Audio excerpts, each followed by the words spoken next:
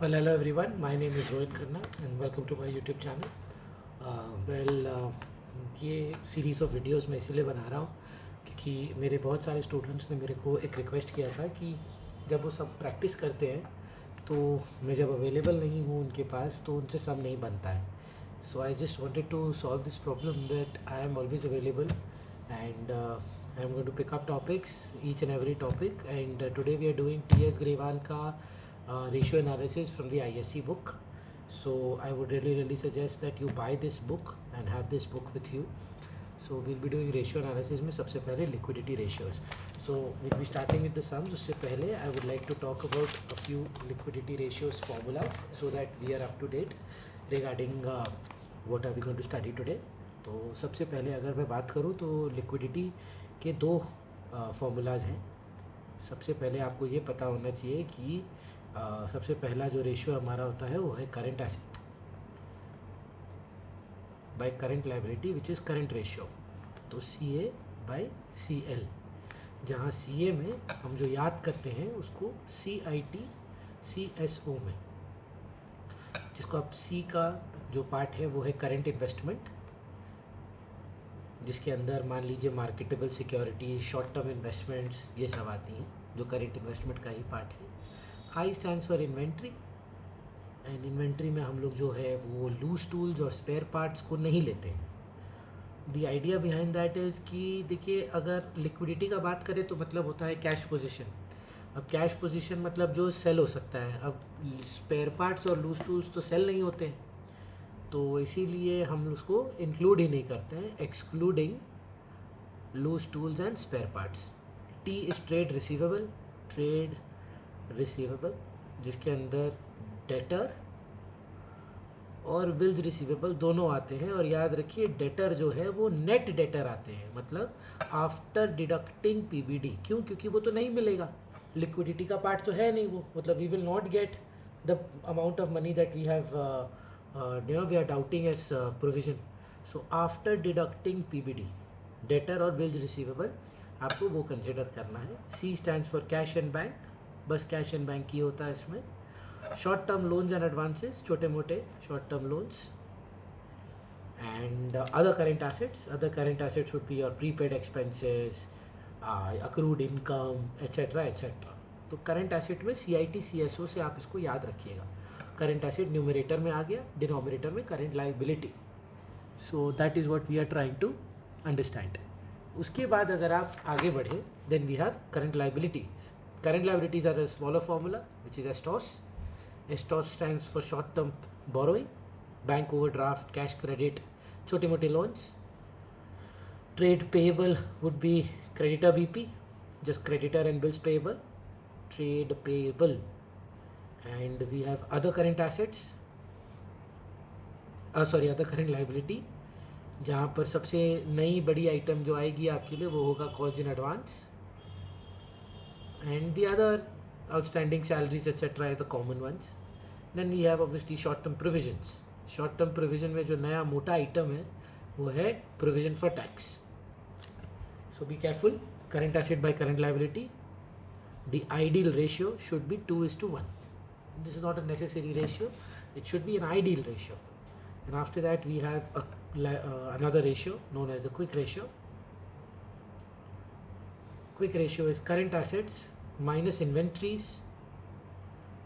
minus prepaid expenses or any advance payments divided by current liabilities. तो वही CIT CSO minus inventory minus prepaid expenses by current liability, where the numerator is known as quick assets by current liability. Also it is known as the acid test ratio, also known as it is also known as the liquid ratio. All are the same. So the ideal here is 1:1. तो ये आपको जानना है. One more formula, that I think you should know before we start the sums is what a working capital is, which is current asset minus current liability. देखिए ये the purpose of this discussion and the chapter is just for the sums. Concept के लिए मैं आपको suggest करूँगा कि आप मेरी बाकी की जो क्लासेस वाली वीडियो है वो देखें या आप क्लासेस करें. बट ये सम्स आप घर पे स्टार्ट करते हैं और अटक जाते हैं, तो इसीलिए मैंने कुछ वीडियोस बनाए हैं। आज मैं ट्राई करूँगा कि आपके साथ टोटल में 26 लिक्विडिटी रेशियोज़ हैं, 26 के 26 हम लोग अभी बात करते हैं। तो let's start. I think let's start with the first sum, which is find out the current ratio. So we'll find out the current ratio now. I hope आपको अच्छे से समझ में आए, and if any problem you can obviously refer to any online videos, comment, or you can connect to me via WhatsApp or Instagram or Facebook, whatever. So सबसे पहले बात कर रहे हैं हम लोग current ratio की. Current ratio, sum number 1. This is for people who don't know. This is T.S. Grewal. I really suggest कि आप T.S. Grewal की बुक खरीदें. T.S. Grewal, sum number 1, ratio analysis, page number 4.96, 2023-24 edition. So the edition that we are doing is the latest edition.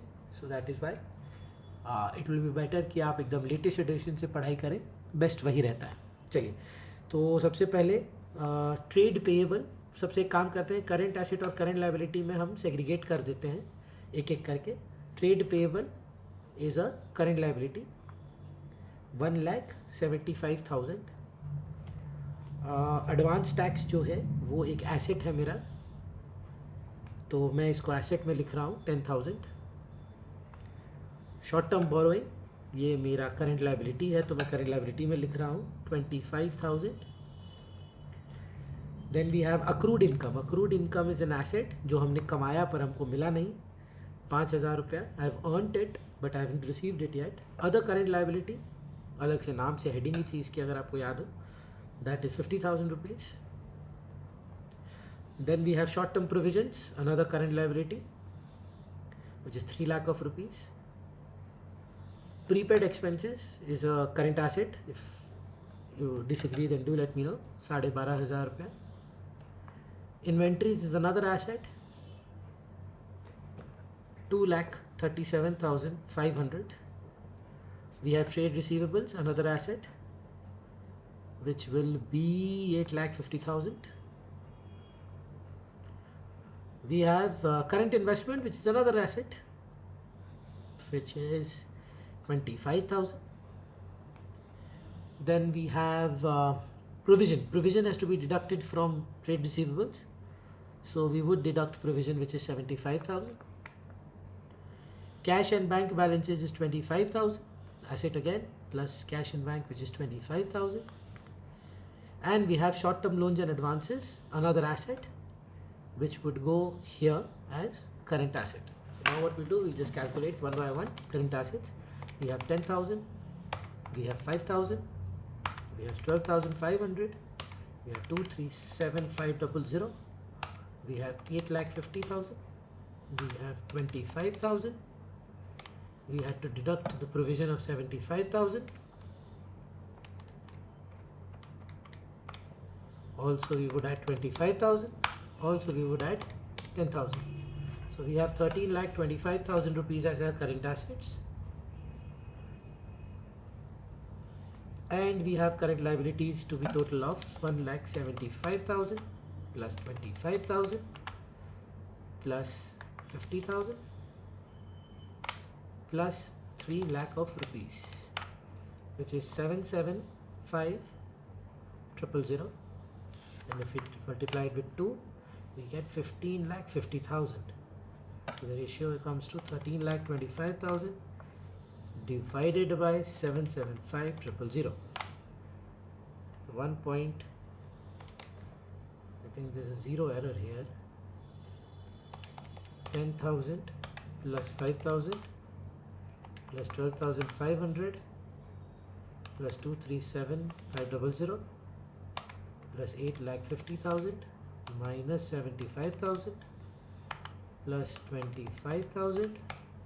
Oh no, that is the error. Plus 25,000 plus 25,000 plus 10,000. 11 lakh of rupees. I hope this time we are right. Then we have 1,75,000 plus 25,000 plus 3,50,000, which is 5,50,000. So there was a calculation error, I'm so sorry. First summing. So the ratio is CA is to CL 2 is to 1. So the total of the numerator is 11 lakh of rupees and the total of the denominator is 5 lakh 50,000. So 2 is to 1, which is the ideal ratio. Let's do the second sum. Second sum is saying calculate the current ratio. No issues. CA is to CL. Where current assets is 8 lakhs, just given to us. Inventory, including loose tools, is 1 lakh. Inventory is 4 lakhs, and whereas loose tools is 1,50,000. Spare parts is 50,000, and our working capital is 5 lakh of rupees. So see, ये जो current asset है ये total current asset है, ये other current asset नहीं है. अब current assets के अंदर अगर आपको याद हो इन्वेंट्री इंक्लूडेड होती है. अब इन्वेंट्री के अंदर 2 लाख रुपए के लूज टूल्स और स्पेयर पार्ट्स है. सो बेसिकली हमारे करंट एसेट के डेफिनेशन में सिर्फ लूज टूल्स और स्पेयर पार्ट्स नहीं आना चाहिए. तो हम क्या करेंगे, करंट एसेट्स में से सिर्फ लूज टूल्स और स्पेयर पार्ट्स को माइनस कर देंगे. पूरा इन्वेंट्री को नहीं हटाना है, सिर्फ लूज टूल्स और स्पेयर पार्ट्स को माइनस कर देंगे. तो हमारे पास करेक्ट करंट एसेट आ जाएगा which is 8 lakh minus 2 lakhs which is 6 lakhs. जहाँ working capital is CA minus CL, अगर आपको फॉर्मूला याद हो, जहाँ current asset is 6 lakhs minus X current liability and working capital is equal to 5 lakhs. So X is equal to 1 lakh of rupees, मतलब current liability is equal to 1 lakh and current asset is equal to 5 lakhs, sorry 6 lakhs. 6 is to 1. Let us check the answer as well. Question number 2. Her bar answer check करना ज़रूरी है. 6 is to 1. Set first का answer was 2 is to 1. So you're right on track. This is the second sum done. साथ साथ करते रहिए, साथ साथ बनाते रहिए. रात भर अगर जग रहे हैं तो जगिए. आज पूरा इसको ख़त्म करके ही सोने जाना, और सुबह कर रहे हैं तो well done. And let's continue. Working capital यहाँ पर हमारे पास है 7 लाख, मतलब CA माइनस CL इन्होंने दे दिया कि हमारे पास 7 लाख रुपए हैं. ओके, बढ़िया बात है. जहाँ पे इन्होंने बोला क्रेडिटर जो है, क्रेडिटर वो 80,000 का है. ठीक है, हमारा करंट लाइबिलिटी होता है क्रेडिटर. हमारे पास OCL है, अदर करंट लाइबिलिटी है, वो भी हमारा लाइबिलिटी होता है 4 लाख का. परफेक्ट है. बोल रहा है करंट रेशियो यहाँ से निकाल दो. बहुत ही आसान. करंट लाइबिलिटी मतलब 480 हो गई हमारी, जहाँ current asset minus current liability 7 lakh रुपए की है, और करंट लाइबिलिटी की वैल्यू हमको पता है 4,80,000. तो करंट एसेट X बन जाता है इज इक्वल टू 7 लाख. तो यहाँ पर हम माइनस कर देते हैं, मतलब ऐड हो जाता है 7 लाख प्लस 4,80,000. तो करंट एसेट की वैल्यू हमारे पास 11,80,000 हो जाती है. Current asset by current liability अगर आप देख लें, current asset 11,80,000 divided by current liability जो थी हमारी 4,80,000 की, तो divided by 4,80,000 2.45 is to 1. Check कर लेते हैं इसको भी. आंसर चेक करना बहुत कंपल्सरी है. नेक्स्ट क्या करेंगे ना, आंसर जो है वो रेडी रखेंगे. 2.46 is to 1, वही राउंडेड ऑफ 2. तो नेक्स्ट वाला क्वेश्चन में अब रेडी रखते हैं. तो let's start with question number 4 ना. बस ऐसे ही करना है. 26 सवाल है, 1 घंटा में मेरे को लगता है हम कंप्लीट कर देंगे, एंड देन फिर सॉल्वेंसी पे चलेंगे. अब मेहनत करते रहिए और डिफरेंस आपको दिखेगा. Working capital is equal to दे दिया इन्होंने हमको 3 लाख रुपया. सम नंबर 4 कर रहे हैं हम लोग, TS Grewal. Sum number 4 and page number 4.96. Perfect. तो वर्किंग कैपिटल 3 लाख रुपए की है. टोटल डेट मतलब होता है current liability plus non current liability. Total debt मतलब होता है पूरी लाइबिलिटी. तो टोटल डेट जो है वो 6.5 लाख की है. सही है. जिसमें लॉन्ग टर्म डेट जो है, मतलब नॉन करंट लाइबिलिटी जो है, वो जो है ना, वो है हमारी 5 लाख रुपए. तो देखिए अगर आप कॉमन सेंस लगाए कि टोटल लाइबिलिटी अगर 6.5 लाख की है, जिसमें से लॉन्ग टर्म अगर 5 लाख है, तो करंट लाइबिलिटी जो है वो हमारी 1.5 लाख रुपए हुई माइनस करके। अगर टोटल में मेरी लाइबिलिटी 6.5 लाख है और मैं 5 लाख लॉन्ग टर्म के लिए रखा हूँ, तो शॉर्ट टर्म के लिए 1.5 हुआ। और वर्किंग कैपिटल हमारा CA माइनस CL होता है। CA में हम जानते नहीं हैं, पर CL हम जानते हैं 1.5 लाख है। करेंट लाइबिलिटी 1.5 लाख हमने निकाल ली, और हमारा जो करेंट वर्किंग कैपिटल है वो 3 लाख है। सो 3 लाख में 1.5 लाख ऐड हो जाए तो करंट एसेट निकल जाए हमारा 4.5 लाख। 4.5 लाख डिवाइडेड बाय अगर हम 1.5 लाख कर दें, हमारा करंट लाइबिलिटी 3:1 हमारी रेशियो निकल आती है। सब नंबर 4 भी डन। अग्रीड है। चलिए नंबर 5 पे आते हैं। नंबर 5 पे बोल रहा है calculate current ratio in each of the following alternative cases, मतलब 5 का case 1। Okay, so trade payable current liability होती है 40,000 की। वर्किंग कैपिटल जो है वो 7,20,000 का है, मतलब CA माइनस CL जो है वो 7,20,000 का है। और करंट लाइबिलिटी का टोटल दे दिया। वाह, कंफ्यूज करने के लिए उन्होंने हमको ट्रेड पेबल दिया। तो करंट लाइबिलिटी में तो सब कुछ है ना, तो ट्रेड पेबल आपको डराने के लिए दिया गया है। तो इसका मतलब है कि वर्किंग कैपिटल जो आप कर रहे हैं CA माइनस CL, तो टोटल दिया हुआ है 2,40,000।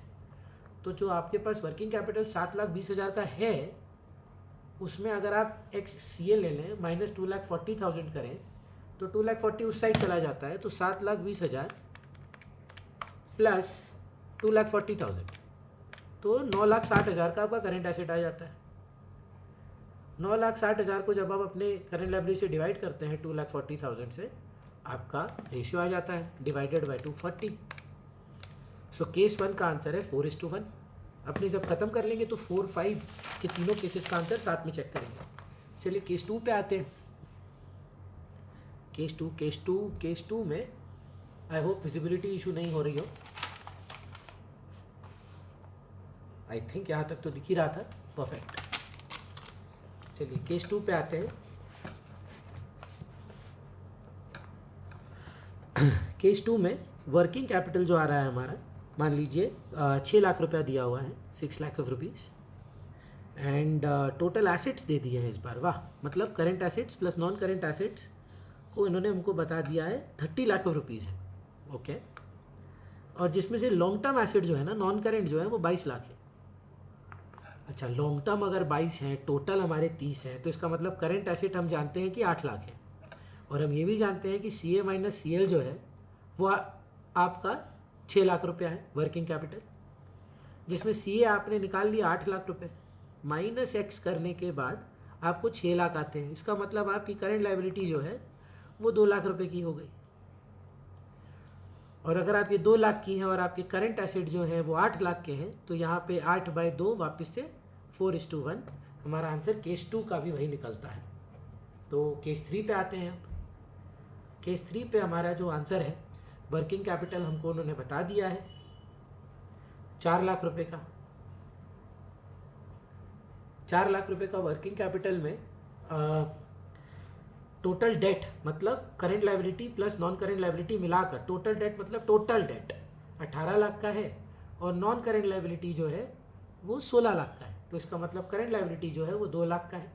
Current asset minus current liability जो है उन्होंने 4 लाख रुपए हमको दे दिए हैं। जहाँ करंट एसेट हम जानते नहीं हैं, पर करंट लायबिलिटी हम समझ गए कि 2 लाख है, तो यहाँ पर हो गए 4 लाख इधर, तो करंट एसेट की वैल्यू 6 लाख हो जाती है।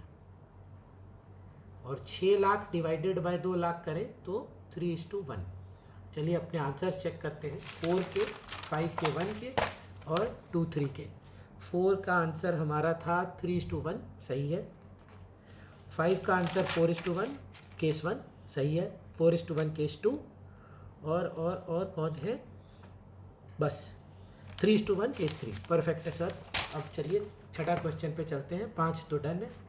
छठे सवाल में बोल रहे हैं कि बी लिमिटेड के करंट एसेट्स जो हैं, करंट एसेट्स टोटल में करंट एसेट्स वो 4.5 लाख है।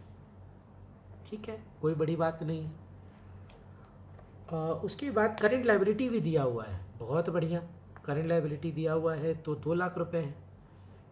अब हमको अगर पूछ रहा है कि करंट रेशियो क्या है, तो हम तो सीधा बोल दें 4.5 लाख डिवाइडेड बाय 2 लाख। ये आपका लगभग हो जाएगा 4.5 डिवाइडेड बाय 2, 2.25 टाइम्स, मतलब 2.25:1, 4.5/2 जी। अब क्या पूछ क्या रहा है हमसे, ये नहीं पूछ रहा है हमसे, पूछ रहा है what is the after it purchase goods on credit for 50,000। तो हुआ क्या, इन्होंने गुड्स खरीदे, तो गुड्स खरीदे तो देखिए 4.5 लाख में से करंट एसेट जो है ना वो बढ़ गए, 50,000 का स्टॉक बढ़ गया आपका, तो करंट एसेट में इन्वेंट्री ऐड हो गया, तो 4.5 लाख बन गया 5 लाख, 5 लाख बन गया नीचे का 2.5 लाख हो गया। कैसे 2.5 लाख हो गया, 2 लाख था उसमें ऐड हो गए 50,000। क्यों, क्योंकि उधारी पे खरीदे हैं, क्रेडिटर बोल रहा है इन्होंने बोला है कि we have purchase goods on credit, तो स्टॉक बढ़ा न्यूमरेटर में क्योंकि करंट एसेट है, और डिनोमिनेटर में क्रेडिटर बढ़ गया क्योंकि करंट लायबिलिटी है। तो ये बन गया 5 लाख डिवाइडेड बाई 2.5 लाख, 2:1। जहाँ थे हम 2.25:1 में और हम चले गए 2 में, तो हमारी जो रेशियो है वो डिक्रीज़ कर गई है। ठीक है, तो अगर हमसे पूछा जाएगा कि इंक्रीज़ किया कि डिक्रीज़ किया, हम बोलेंगे हमारी रेशियो डिक्रीज़ करी है। क्वेश्चन नंबर 6 भी हो गया हमारा। आंसर हम अपना चेक कर लें। क्वेश्चन नंबर 6 2:1 पूछ रहे हैं वो, और अगर हमसे वो भी पूछा आता है कि इंक्रीज डिक्रीज वाला तो हम डिक्रीज बोलते हैं। आंसर तो 2:1 हमारा आ ही गया। चलिए क्वेश्चन नंबर 7 पे आते हैं। स्पीड एकदम सही है अगर आप अभी मेरे साथ चल रहे हैं। अगर आप आगे बढ़ना चाहते हैं आप आगे बढ़ें, पॉज करके फिर आप आ जाए कि कहाँ अटक रहे हैं, सिर्फ आंसर्स चेक कर लें, पर मेरे साथ ही करें, ध्यान से सुनते रहें। ज़्यादा लगे तो उसको 1.5x पे देख लें। टोटल एसेट्स 22 लाख रुपए हैं। नॉन करेंट जो है ना इसमें, टोटल में से लॉन्ग टर्म जो है वो जो है वो 10 लाख है। अच्छा, तो अगर लॉन्ग टर्म 10 लाख है, इसका मतलब है कि करंट तो फिर हमारे 12 लाख हुए, करंट एसेट जो है वो 12 लाख हो गए। अगर टोटल 22 लाख के एसेट हैं जिसमें से 10 लाख लंबे एसेट हैं, लॉन्ग टर्म एसेट हैं, तो छोटे एसेट करंट एसेट जो है वो 12 लाख के हुए। सही बात है। अब उन्होंने हमको बताया कि कैपिटल एम्प्लॉयड का मतलब होता है कि बिजनेस में आपने टोटल पैसा कितना लगाया, share holders fund plus long term debt. तो ये अगर आप बैलेंस शीट सोचें, ये जो long term share holder fund और ये जो हमारा लॉन्ग टर्म डेट होता है, ये मिलाकर होता है कैपिटल एम्प्लॉयड। और ये कैपिटल एम्प्लॉयड जो है ये है 20 लाख रुपए का। और यहाँ राइट हैंड साइड में 22 लाख रुपए हैं हमारे पास टोटल एसेट। तो 2 मिनट दिमाग लगाएं सर, 22 लाख में current asset, long term asset सब कुछ है ना, और यहाँ 20 लाख है जहाँ खाली लंबे लाइबिलिटीज़ हैं। तो इसका मतलब हमारी करंट लाइबिलिटी जो है वो 2 लाख की हुई, क्योंकि बैलेंस शीट के टोटल तो दोनों सेम होने चाहिए। तो यहाँ 2 लाख की हमारी करंट लाइबिलिटी हो गई। 12 लाख के जो है सॉरी हमारे करंट एसेट है। Current asset by current liability करके 12/2 6:1 में हमने अपना 7वां क्वेश्चन भी कंप्लीट किया। अब 8th क्वेश्चन पे आते हैं। सारे बनाएंगे सर, सारे बनाएंगे, आप टेंशन मत लीजिए, बस साथ दीजिए। अगर आप मेहनत करने के लिए रेडी है, मैं भी मेहनत करने के लिए रेडी हूँ। रात के बज रहे हैं अभी 12, लेकिन तो भी मैं हार नहीं मानूंगा, आपके साथ बैठा रहूँगा। आप लगे रहो, बस मेहनत करते रहो और अपने को कुछ नहीं चाहिए। करंट रेशियो जो है वो है 2.5:1। CA/CL जो दिया हुआ है वो है 2.5:1। बोल रहा है कि क्या इन ट्रांजैक्शंस के बाद इंक्रीज डिक्रीज, जो मैं आपको पहले बता रहा था, वो क्या होगा, इंक्रीज होगा डिक्रीज होगा, क्या चेंज होगा। तो मैं आपको एक सजेशन देता हूँ। ये CA/CL है ना, आप एक काम करो, इसको 25,000 और 10,000, मतलब एक ऐसा नंबर मन में सोच लो जो 2.5:1 बन जाए। 2.5 लाख 1 लाख, ठीक है, 25 लाख 10 लाख, 25,000 10,000, कुछ भी ऐसा नंबर जो 2.5:1 बन जाए, ये है। अब वो आपको बोल रहा है bills receivable of 2,000 endorse to a creditor is dishonoured. अब अगर आप जानते हैं नहीं जानते हैं, बचपन में आपने पढ़ा होगा, मैं आपको आंसर बता देता हूँ। जब कोई बिल रिसीवेबल इंडोर्स हो जाता है और फिर डिसऑनर हो जाता है, हम एंट्री करते हैं डेटर टू क्रेडिटर। अब अगर आप पढ़े हैं तो ठीक है, नहीं पढ़े हैं तो याद रख लीजिएगा कि आपका डेटर जिंदा हो जाता है, क्रेडिटर भी वापस आ जाता है। तो अगर आप देखें यहाँ पे ऊपर नीचे दोनों 2,000 और 2,000 जुड़ जाता है, तो ऊपर बन जाता है 27,000, नीचे बन जाता है 12,000। अब 27/12 अगर आप करते हैं तो आपकी रेशियो बन जाती है 2.25। जब पहले थी 2.5 तो गिर गई, so your ratio has decreased. So इसके केस 1 में रेशियो है डिक्रीज्ड। सेकेंड में देखिए वापस से 25,000/10,000 था CA/CL। बोल रहा है 8,000 कलेक्शन डेटर से हुआ 8,500 की फुल एंड फाइनल सेटलमेंट में से।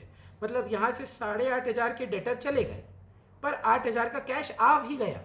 तो इसका मतलब नेट में आप सोचें ये 24,500 रुपये बन गए और ये 10,000 का 10,000 ही रहा क्योंकि करंट लायबिलिटी में कोई चेंज नहीं है, तो ये 2.45 हो गया। तो ये भी डिक्रीज ही हुआ। सो हमारे 8th क्वेश्चन में भी अगर आप देखें दोनों जो है वो डिक्रीज ही हो रहे हैं। आई होप यहाँ तक कोई दिक्कत नहीं है। जब और सवाल आएंगे तो हम इस पे बातें करते रहेंगे। आप ये नोटिस किए हैं कि नहीं किए हैं कि ये जो हमारा सवाल था ये ISC 2017 का भी बोर्ड का सवाल था। चलिए आगे बढ़ते हैं। आगे मतलब हम लोग जा रहे हैं सवाल नंबर 8 पर। चलिए तो 8वां सवाल करते हैं। 8वां सवाल में सबसे पहले हमसे पूछा है, सॉरी 8वां तो हो गया, 9th क्वेश्चन कर रहे हैं। 9th क्वेश्चन में वही इंक्रीज डिक्रीज की बातें हैं। क्विक रेशियो, अरे बाप रे, क्विक रेशियो 2:1 है। मतलब क्विक रेशियो का मतलब होता है करेंट एसेट माइनस इन्वेंट्री, इसमें इन्वेंट्री ही हटा देते हैं हम लोग, और माइनस प्रीपेड एक्सपेंसेस। मतलब इन दोनों को हटा देने के बाद जो आता है वो होता है quick assets, that divided by current liability. जब आप करते हैं तो वो क्विक रेशियो बन जाता है। तो मान लीजिए वही 2 लाख 1 लाख या 20,000 10,000 आपके क्विक रेशियो थे। अब आपसे वो पूछेंगे कि देखो purchase of goods for cash हुआ है, तो गुड्स मतलब इन्वेंट्री लेकिन हाँ या ना में जवाब दीजिए, इसमें आता नहीं है। तो इसका आप बिना इन्वेंट्री के वैल्यू देख रहे हैं पर कैश जरूर आता है, तो कैश जो है वो गिर जाता है। तो purchase of goods for cash मतलब कैश कम जाएगा, तो ये रिड्यूस हो जाएगा। मान लीजिए 2,000 रुपये से, कोई भी अमाउंट चेक कर सकते हैं आप, तो ये 18,000/10,000 हो जाता है। तो ये 1.8, तो आपका आंसर होगा डिक्रीज। आप इसको चेक कर लें क्योंकि ये थोड़े से ट्रिकी रहते हैं। Number 9 reduce, decrease. ठीक, नंबर बी देखिएगा, समझने का कोशिश करिएगा। Purchase of goods on credit, तो 20,000 था। इन्वेंट्री तो बढ़ा पर इन्वेंट्री इसका पार्ट है ही नहीं, तो करंट एसेट में कोई चेंज नहीं है, पर उधारी में खरीदा गया है तो 10,000 में न्यूमरेटर जो है वो बढ़ जाता है। तो ये बन जाता है 10 divided by 12 which will be lesser than 2, so therefore reduce again. तो हमारा सेकेंड केस भी डन है। थर्ड केस देखिए, करंट एसेट जो है मतलब क्विक एसेट जो है वो 20,000 है और डिवाइडेड बाय करंट लायबिलिटी जो है वो मान लीजिए 10,000 है, क्योंकि रेशियो 2:1 आप इसको 2 लाख 1 लाख 3 लाख 1.5 लाख 2:1 आपको मेंटेन करना है। जो भी आप नंबर लें कोई दिक्कत नहीं है। बोल रहा है गुड्स बेचे हैं हमने 10,000 के 10,000 में ही, और कॉस्ट प्राइस भी 10,000 थी और सेलिंग प्राइस भी 10,000 है। तो हमारे पास जो कैश आया है वो 10,000 से बढ़ गया है। इन्वेंट्री माइनस हुआ है पर इन्वेंट्री तो इसमें आता ही नहीं है, तो ये 3:1 हो जाता है। इसका मतलब है कि आपने रेशियो में इम्प्रूवमेंट देखी है, न्यूमरेटर बढ़ गया, डिनोमिनेटर कांस्टेंट रहा। लास्ट सम देखें अगर आप, तो बोल रहा है सेल्स कॉस्टिंग, लास्ट नहीं सॉरी डी पार्ट है, sales of goods costing 10,000 for 11। So यहाँ पर 20 डिवाइडेड बाय 10, तो 10 ही गया, माइनस कुछ होगा नहीं, इन्वेंट्री हम दिखते ही नहीं है इसमें, और इधर 11,000 ऐड हो गया। सो सिंपली 1,000 आता कि 10 की 11 हमारी रेशियो यहाँ इंक्रीज ही होगी। Last but not the least, cash receive from trade receivables, ये अनचेंज्ड रह जाएगा क्योंकि कैश ही बढ़ा और ट्रेड रिसीवेबल ही गिरा, जो दोनों ही न्यूमरेटर के पार्ट है। सो ये 2:1 का 2:1 ही रह गया, नो चेंज। सो पहला का आंसर रिड्यूस है, चेक करते हैं। पहले का आंसर रिड्यूस है, दूसरे का आंसर रिड्यूस है, फिर इम्प्रूव है, फिर आपका इम्प्रूव है, फिर नो चेंज है, एकदम सही है। तो ये हमारे यहाँ ख़त्म हुआ क्वेश्चन नंबर 9। अब हम नंबर 10 पे चलते हैं। 10 में भी सेम चीज़ करनी है। मैं आपके साथ मैंने प्रॉमिस किया है कि मैं कोई क्वेश्चन स्किप नहीं करूँगा, तो it doesn't matter whether it is same और not, I will be repeating this answer. Question number 10, चलिए, state giving reasons whether the following transactions would improve, reduce, not change the current ratio if the current ratio is, 2 case दे दिया इन्होंने, CA/CL। अगर 1 lakh bye 1 lakh है मतलब 1:1 है, अगर ये किस सिचुएशन है, या दूसरी सिचुएशन ये है कि वो है 80,000 बाय 1 लाख, मतलब एक सिचुएशन में न्यूमरेटर डिनोमिनेटर इक्वल है, और एक सिचुएशन में न्यूमरेटर जो है वो छोटा है, डिनोमिनेटर जो है वो बड़ा है। तो पहला केस में हम लोग आते हैं, बोल रहा है cash paid to trade payable. तो cash paid to trade payable का मतलब क्या है, CA/CL में कैश ऊपर से लेस हो जाता है, minus cash paid minus creditor कम जाएगा दोनों, और क्योंकि न्यूमरेटर डिनोमिनेटर सेम है तो आंसर नो चेंज रहेगा। लेकिन यहाँ पर ये सिचुएशन नहीं है सर, ये 80,000 में से कैश कमेगा 10,000 और अगर क्रेडिटर कमेगा 10,000। अगर आप समझ पा रहे हैं कि न्यूमरेटर का चेंज गिरावट ज़्यादा है, अगर न्यूमरेटर ज़्यादा गिरा है 70,000 बाय 90,000 रेशियो को डिक्रीज कर देगी, क्योंकि न्यूमरेटर का चेंज ज़्यादा प्रतिशत पे है, ये 10% है और ये 10% से ज़्यादा है। So numerator has fallen more, so therefore the ratio will fall. तो केस 1 का आंसर पहला है नो चेंज और फॉल। करेक्ट है sir, no change and fall, that is what we are looking at. Question number 1 का A absolutely correct. Let us move to B. B में बोल रहा है CA/CL, जहाँ पे उन्होंने बोला purchase of stock on credit, और ये आपका करेंट रेशियो भी CA/CL, इधर यहाँ 10,000 बाय 10,000 और इधर भी 10,000 बाय 10,000। कुछ भी इमेजिनरी नंबर ले सकते हैं, सॉरी 10,000 नहीं है, ये 8,000 बाय 10,000 है। अब स्टॉक खरीदेंगे उधारी पर, तो यहाँ पर 2,000 ऐड हो जाएगा और क्रेडिटर भी 2,000 से बढ़ जाएगा, तो 12/12 नो चेंज। लेकिन आप यहाँ देखिए 10/12, अब 10/12 अगर आप करते हैं ना तो 0.83 होता है। अब वो हम 0.8 पे थे, 0.83 मतलब रेशियो इंक्रीज कर गए। ये हुआ हमारा सेकेंड पार्ट।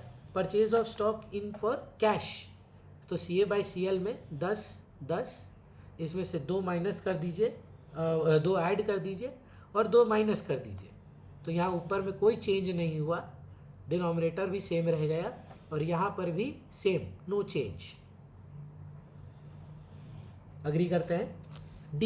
डी पे आते हैं, payment of dividend, current asset by current liability.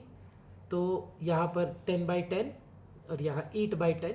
मान लीजिए कि हम 2 रुपये का डिविडेंड पे करते हैं तो कैश पे होता है डिविडेंड, लेकिन करेंट लायबिलिटी नहीं होती है, वो एक कंटिजेंट लायबिलिटी होती है। तो यहाँ 8/10, 0.8 रेशियो जो है वो फॉल कर जाती है, और यहाँ पर जो है आपकी रेशियो जो है 6/10 भी फॉल कर जाएगी। तो ये भी हमारा डी पार्ट डन। फिर कंटिन्यू करते हैं सर, बिल्स पेएबल डिस्चार्ज्ड। तो 10/10 वाली सिचुएशन और यहाँ 8/10 वाली सिचुएशन में बिल्स पेएबल एक लायबिलिटी है, तो करंट लायबिलिटी 2 से गिर जाती है, कैश भी 2 से गिर जाता है, तो 8/8 नो चेंज हो जाता है। और यहाँ पर मान लीजिए 2 से गिरावट, ये 6/10 हो जाता है, तो 0.6 रेशियो जो है वो कम हो जाती है। Bills receivable endorse to a creditor 10/10, bills receivable endorse मतलब बिल रिसीवेबल गिर गया, मतलब एसेट गिर गया, और क्रेडिटर भी जो है वो गिर गया। तो यहाँ पे 8/8 हो गया, नो चेंज, और यहाँ 8/10 था, तो यहाँ भी 2 से गिरा, 6/8 फिर से हम लोग का यहाँ पर रेशियो जो है 6/8.75 डिक्रीज कर जाता है। सो ये हुआ हम लोगों का क्वेश्चन नंबर 10। चलिए अब क्वेश्चन नंबर 11 पे आते हैं। क्वेश्चन नंबर 11 वापस न्यूमेरिकल्स हो गया। So we are very much in track on time, right on time. I think half an hour we have before we can reach to the question number 26। थोड़ा ज़्यादा लग भी जाएगा ये टाइम तो प्रॉब्लम नहीं है, जल्दी हो जाएगा, छोटे सवाल है। फिर लास्ट में एक काम करेंगे, सारे आंसर्स चेक कर लेंगे। तो कैलकुलेट लिक्विड रेशियो का फॉर्मूला है quick assets by current liability, where quick assets तो आप जानते हैं CA minus inventory minus prepaid expenses by current liability. जहाँ करंट एसेट आपको दिए गए हैं, नहीं दिए गए हैं, कहाँ दिए गए हैं, करंट लायबिलिटी दे दी गई है 1.5 लाख रुपए की, करंट एसेट भी दे दिया गया है आपको 240 का, वाह, इन्वेंट्री भी दे दी गई है आपको 75,000 की, वाह, ये हुआ ना सम, और प्रीपेड एक्सपेंसेस आपको 15,000 का दिया गया है, और साथ में ट्रेड रिसीवेबल दिया गया है ये देखने के लिए कि आपको क्या पता है कि वो इग्नोर होगा कि नहीं। जी हमें अब तो पता है, 2,40,000 में 75,000 रुपया माइनस किया, 15,000 माइनस किया, तो 1.5 lakh by 1.5 lakh quick ratio हमारा आ गया 1:1 जो है क्विक रेशियो का आइडियल रेशियो। तो सम नंबर 11 भी बन गया। चलिए 12th नंबर सम पे चलते हैं। बोल रहा है from the given data calculate current ratio, मतलब CA/CL। ओके, जहाँ लिक्विड एसेट्स मतलब CA minus inventory minus prepaid expense is equal to 1,87,500। अरे वाह, जहाँ इन्वेंट्री की वैल्यू भी दे दी उन्होंने 50,000, और बहुत बढ़िया, और जहाँ प्रीपेड एक्सपेंस की भी वैल्यू दे दी उन्होंने, ये तो मज़ेदार सम है। बोल रहा है कि सिंपली अगर आप करंट एसेट निकाल दे तो और कोई बात ही नहीं है। तो बेसिकली अगर हम 1,87,000 में से इनको इस साइड भेज दें तो 1,87,500 प्लस 12,500 प्लस 50,000, तो हमारा करंट एसेट जो है वो 2.5 लाख रुपया बन जाता है। अच्छा, और हमको करंट लायबिलिटी भी चाहिए अब। तो करंट लायबिलिटी के लिए उन्होंने हमको बोला कि देखो आपका वर्किंग कैपिटल जो है वो 1.5 लाख रुपया का है, मतलब CA माइनस CL जो है वो आपका 1.5 लाख रुपए का है। जहाँ CA जो है आप 2.5 लाख का है, तो ये X जो है कितना होगा कि 1.5 लाख का आपका माइनस होके बचे, तो X जो है करंट लायबिलिटी वो आपकी 1 लाख रुपए की है। तो फॉर्मूला आपका 2,50,000 divided by 1 lakh is equal to 2.5:1। ये हो गया आपका सम नंबर 12। आप है अभी 36 मिनट पर। 36 मिनट पर हम 12 सम कर चुके हैं, जिसके बहुत सारे सम्स में सब पार्ट्स थे। हम लोग एकदम घंटे भर में लिक्विडिटी सॉल्व ख़त्म कर देंगे। अगर आप एक दिन लेके बैठे, एक दिन में एक घंटा दें तो लिक्विडिटी हो जाए, 1-1.5 घंटा दें तो सॉल्वेंसी हो जाए, 2 घंटा दें तो एक्टिविटी और प्रॉफिटेबिलिटी भी कंप्लीट हो जाए। तो अभी आप ये कंप्लीट करने का कोशिश करिए। सम नंबर 13 बोल रहा है इन्वेंट्री जो है, जो इन्वेंट्री दिया इन्होंने वो 2 लाख रुपए का है, और वर्किंग कैपिटल मतलब CA माइनस CL जो माइनस करने के बाद आता है वो है हमारा 5 लाख रुपया। बढ़िया बात है। करंट एसेट की वैल्यू दे दी है, तो यहाँ से करंट लायबिलिटी भी हम निकाल ही पाएंगे। तो करंट एसेट 10 लाख का है और CA माइनस CL 5 लाख का है, तो CA माइनस CL 5 लाख का है, तो इसका मतलब करंट लायबिलिटी भी 5 लाख का है। तो उसको 10 माइनस 5 करके 5 लाख करंट लायबिलिटी निकाल लेते हैं। और ये पूछ रहे हैं हमसे कि क्विक रेशियो क्या है जब बैंक ओवरड्राफ्ट का। तो देखिए हम लोग कुछ करते ही नहीं अब, तो पहले करते थे लेकिन अब ऐसा कुछ नहीं है। करंट एसेट में माइनस कर देंगे इन्वेंट्री, और क्योंकि प्रीपेड एक्सपेंस नहीं है तो निल मानेंगे। तो 5 लाख में से 2 लाख लेस कर देंगे करंट एसेट्स में से, डिवाइडेड बाय 10 लाख के करंट एसेट्स थे, 10 लाख के करंट एसेट्स थे, तो quick assets 8 lakh divided by current liability 5 lakh, 8 divided by 5 which is equal to 1.6:1। ये हो गया हमारा quick ratio. So sum number 13 also done. Perfect. Let's move to sum number 14 now. Sum number 14 बोल रहे हैं कि देखो आपकी जो रेशियो है current asset is to current liability, एक 7.5 लाख का करंट एसेट है और करंट लायबिलिटी जो है आपकी 5 लाख की है। मतलब इन्होंने हमको आंसर ही दे दिया कि 1.5:1 है। अब ये एक अकाउंटेंट है जिनको ये 2:1 पे मेंटेन करना है। क्या करके? कुछ करंट लायबिलिटी को पे करके, मतलब कुछ ऐसा करिए कि करंट लायबिलिटी गिर जाए और कैश कमेगा, इसका मतलब है ये भी गिर जाए, और हमारा जो रेशियो है वो 1.5 समथिंग से हटकर 2:1 पे आ जाए। वो चाहते हैं कि हम 2:1 मेंटेन करें, तो कितना लायबिलिटी पे करना होगा? बहुत ही सिंपल सा सवाल है। 7.5 लाख में से कितना पैसा कैश निकले डिवाइडेड बाय करंट लायबिलिटीज़ में से कितना करंट लायबिलिटी को पे ऑफ किया जाए, दोनों सेम अमाउंट है तो दोनों सेम एक्स है, बाय 2:1। अब ये जो आप जानते हैं ये ऊपर मल्टीप्लाई हो जाएगा और ये नीचे से, तो 7.5 lakh excuse me minus x is equal to 10 lakh minus 2x। तो इसका मतलब ये इधर चला जाएगा, तो x इज इक्वल टू हमारा 2.5 लाख रुपया। तो 2.5 लाख रुपया अगर हम करंट एसेट करंट लायबिलिटी को पे ऑफ कर देते हैं तो हमारा जो रेशियो है वो 2:1 पे आ जाना चाहिए। तो ये हुआ हमारा सम नंबर 14। चलिए सम नंबर 15 पे चलते हैं। सम नंबर 15 में करंट एसेट्स को दे दिया गया है 2,20,000। सही बात है, कोई दिक्कत नहीं है सर। इन्वेंट्री दे दिया है 47,500, पहले ही माइनस कर दो। प्रीपेड एक्सपेंस दिया है 2,500, पहले ही माइनस कर दो। करंट लाइबिलिटी दे दिया है इन्होंने, तो डिवाइडेड बाय करंट लाइबिलिटी कर दो, 1,70,000। ये ट्रेड पेबल फेड पेबल ना, ये हमको डरा रहे हैं ये कि हम तो जानते हैं कि करंट लाइबिलिटी टोटल होती है, अदर करंट लाइबिलिटी होती ना तो बात अलग होती, पर हम तो ये जानते हैं, हम मूर्ख नहीं हैं। 7,500 रुपया माइनस हो गया, सॉरी 47,500 में 2,500 और माइनस हो गया, तो बचा 1,70,000 बाई 1,70,000 विच इज़ 1:1। देख रहे हैं आप स्पीड, अगर आप मन से करें तो आप लगभग 40 मिनट में 15 सवाल मेरे संग बना चुके हैं, और उसमें आपने रेशियो भी देखा, और मैं समझाते समझाते जा रहा हूँ एकदम धीरे धीरे, आपको अग्री करें। 16th नंबर सम पे अगर हम आए करंट लायबिलिटी पे, करंट लायबिलिटी का मतलब यहाँ इन्होंने हमको दे दिया है 6 लाख रुपया, और CA/CL जो है हमको बोल रहे हैं वो है 3/1। तो अगर करंट लायबिलिटी 6 लाख है, देखिए 2 मिनट सोचिएगा, 6 लाख की अगर करंट लायबिलिटी है और 3 गुना करंट एसेट है, तो करंट एसेट 18 लाख के हैं, फट से निकल गया। अब ये हमको बोल रहा है लिक्विड रेशियो 1:1 है, बोल रहा है करंट एसेट में जब आप x माइनस कर देते हो तब आपका करंट लायबिलिटी को डिवाइड करने के बाद जो आंसर आता है वो 1:1 है। तो इसका मतलब ये ऊपर मल्टीप्लाई हुआ, ये नीचे मल्टीप्लाई हुआ, 18 lakh minus x is equal to 6 lakh, x is equal to 12 lakh रुपया। 12 लाख रुपये की इन्वेंट्री है, सब चेक कर लेते हैं, अमाउंट थोड़ा अजीब लग रहा है मेरे को, तो भी कॉन्फिडेंस के लिए 12 लाख की इन्वेंट्री, कोई प्रॉब्लम ही नहीं है सर।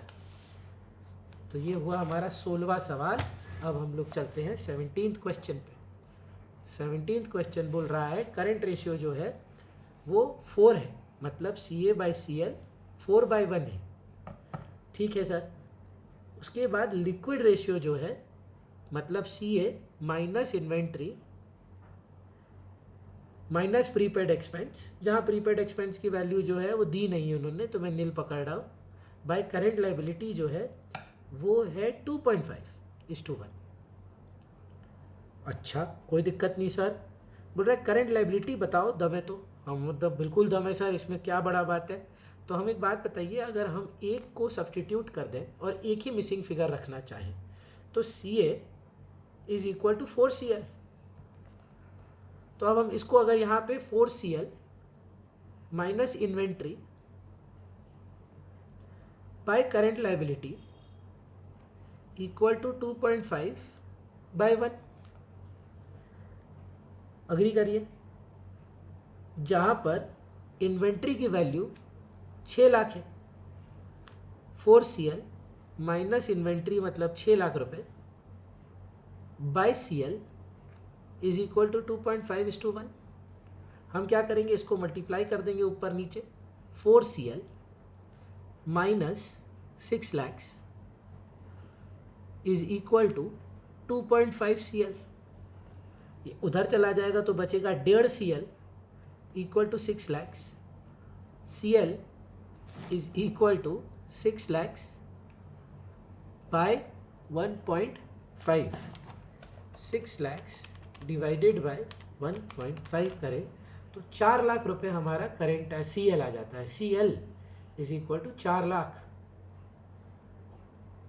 और 4:1 है तो सर करंट एसेट पक्का 16 लाख होगा। हम अपना आंसर हमेशा चेक करते हैं 17 नंबर का, 17 17 17 17 current liability 4 lakh, current asset 16 lakh, perfect एकदम जा रहा है, बहुत बढ़िया। 17 के बाद आता है 18, 17 में खतरा होता है, 18 बनाते हैं। 18 टोटल करंट लायबिलिटी, बिजनेस में जितनी करंट लायबिलिटी है वो 10 लाख रुपए की हैं, इसमें सब कुछ है करंट लायबिलिटी में, ठीक है। और लिक्विड जो है ना, लिक्विड 3:1 है, तो इसका मतलब क्विक एसेट जो है वो 30 लाख है, क्योंकि अगर 10 लाख की आपकी QA/CL है और वो 3:1 है तो आपका करंट लायबिलिटी 10 लाख हो जाती है। तो इसका मतलब मल्टीप्लाई क्रॉस मल्टीप्लाई करके आपके जो क्विक एसेट्स हैं वो 30 लाख पे आ जाने चाहिए। अच्छा, 30 लाख पे जब ये आ गए, इनके बाद इन्होंने हमसे पूछा है कि देख भाई इन्वेंट्री जो है वो 5 लाख की है। हाँ, तो हमको इन्वेंट्री क्विक एसेट्स के लिए, क्विक लायबिलिटी के लिए तो चाहिए ही नहीं। 30 लाख बाय 10 लाख करें तो हमारा 3:1 आ जाता है क्विक रेशियो, क्विक रेशियो, क्योंकि quick assets bye current liability. अगर आप ये समझे क्विक रेशियो का, तो फिर इसमें 30 लाख में आप इन्वेंट्री ऐड कर दें तो ये 35 लाख बन जाता है बाय 10 lakhs। तो 35 lakhs by 10 lakhs which is 3.5:1। ये बन गया आपका करंट रेशियो। ये है आपका 18th सम। 19, 20, 21, 22, 23, 24, 25, 26 आप एक बार खुद से ट्राई करें। आपको ये सोल्यूशंस मेरे नेक्स्ट वीडियो में मिलेंगे जब हम सॉल्वेंसी स्टार्ट करने से पहले लिक्विडिटी करेंगे। We'll take a small break for after 45 minutes and then we'll continue. Thank you.